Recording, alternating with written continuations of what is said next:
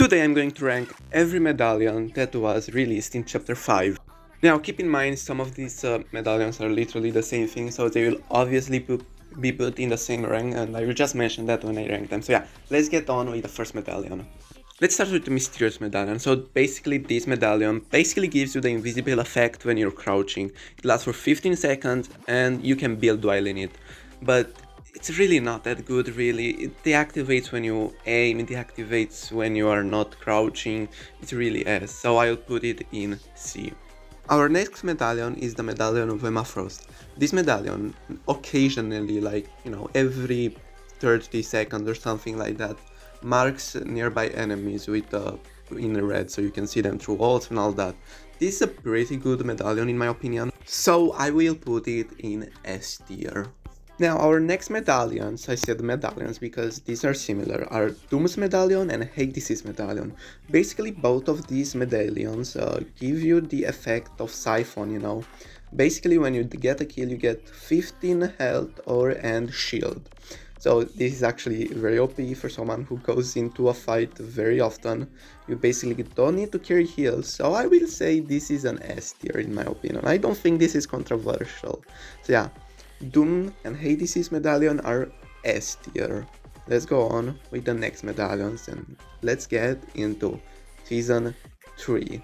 Now from here on, there will be no gameplay of the medallions because I don't have gameplay of them of mine. Or I do and I'm just lazy to find it, but yeah, it will just be the gameplay that I've been showing so far. So let's go on with our next medallion, and that is Megalodon's medallion. This medallion basically gave you infinite nitro. Now if you don't know what nitro gave you, well, I will say it fast so you remember what nitro did to you.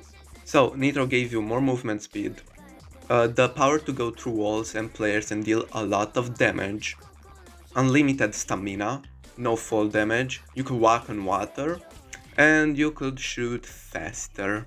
So yeah, this is definitely an S tier medallion. I don't think there's a question on that. So yeah, let's go on with our next medallion.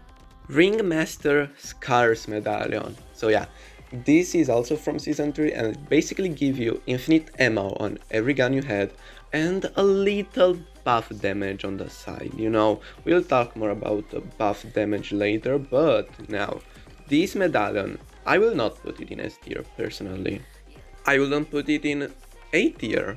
I will put it in B tier, because in my opinion it's not really that great. Infinite ammo, it was only good for the crossbow, and that buff damage, I didn't even notice it. So yeah, let's go on with our next medallions, because there will be a lot here.